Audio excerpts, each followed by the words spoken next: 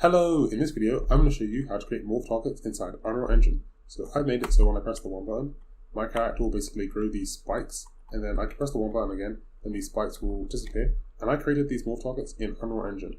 Normally with morph targets, you'd have to go into some external software like Blender or Maya to create the morph targets and import them into Unreal Engine. But with this new tool in Unreal Engine version 5.6, it allows us to create morph targets directly in the engine. If you don't know, morph targets are variations of a mesh's shape that can be blended in real time to create animations like facial expressions or deformations. Morph targets are commonly used in character creator systems. If you'd like to learn how to create an advanced character system which uses morph targets, I don't cover how we create the morph targets, but it uses morph targets, then you can check out my advanced character creator system course. It's bundled with all of my other courses which will teach you how to make games in Unreal Engine. If you're interested in that, there'll be a link to it in the description of the video. With that said, let's get into it. To get started, we just want to head over to Edit, then Plugins, then in the search, look for Morph, and we want this one, the Skeletal Mesh Morph Target. Keep in mind, it's experimental though. We then just want to enable it, then select Yes, then just restart your Unreal Engine project so that this plugin can take effect. Then, to create a morph target, we just need to go over to any skeletal mesh. I'm just going to go over to the SK Queen Simple Mannequin, because that's the skeletal mesh I use in this project. If I open them up, if I go over to Morph, here I'll be able to create a new morph target for my mannequin. I'm just going to click here, Sculpt Morph Target, and here under the name I should specify the morph target that I'm going to create. I'm just going to call it Spikes, because I'm going to add a bunch of spikes to my character. Then we have a couple of basic settings here. Size, I can basically influence the size of my brush. And then the main thing you'll use to basically create the morph targets is this sculpting tab here. If I just click here, there are a bunch of different ways we can sculpt our character. Right now, I'm just going to leave this on move. And then if I just go to my character's head, I'm just going to reduce the size of the brush a lot. And I'm just going to basically move some mesh on my character. So I'm just going to give them some spikes.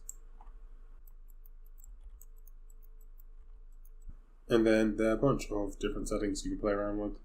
I've not actually really used them all, but I've basically just kind of messed around with it a bit. And then once you're happy with your morph target, you can just click accept. Then you should see your morph target here. And then I should be able to, in the engine, preview it. So with morph targets in Unreal Engine, they always go from a value of 0 to 1, but you can also make morph targets negative. For morph targets, when you create them, whatever you create in the positive, you can also do negative of. Then if say in your game you wanted to basically allow your player character to update the morph target in real time, to do that we can simply just go to our character blueprint and in some free space I'm just going to right click and look for the 1 key, and then I'm going to drag in my mesh, drag off here and look for set morph target, for the morph target name, get whatever you called it, so I called mine spikes. So here I just type in spikes, then I type in the value I want it to have. So I made this 1. And then let me use the flip mode.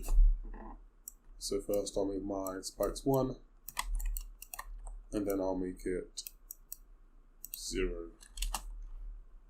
I compile this and I go play. When I press 1, my character will gain some spikes. If I press 1 again, then they lose the spikes.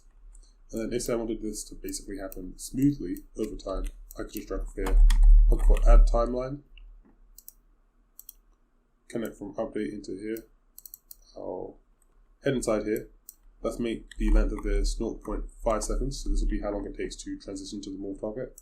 Let's add a track, add a float track, call it transition alpha, right click anywhere, go add key to curve float. At time 0, we want a value of 0, then we want to right click again, add another key to the curve float. At time 0.5, we want a value of 1. So this will basically go from a value of 0 to 1. Then we just want to right click and look for the alert. Connect from alpha into transition alpha. If you didn't know how alert works, basically alerts go from a value of 0 to 1. When the alpha value in alert is 0, it will be whatever value A is. And when the alpha value is 1 in alert, it will be whatever value B is. So this will basically transition from value A to value B over the duration of our transition alpha, which is 0.5 seconds. I'll just connect this into here, and I'll make B1. I will just delete this, and then I can just drag off here and have a flip flop. First, I will play it, then I will reverse it.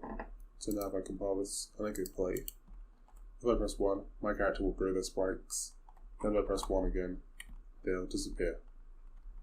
So it's super cool that we can create morph targets in Unreal Engine before you'd have to basically like go back into 3D software if you wanted to create or edit morph targets.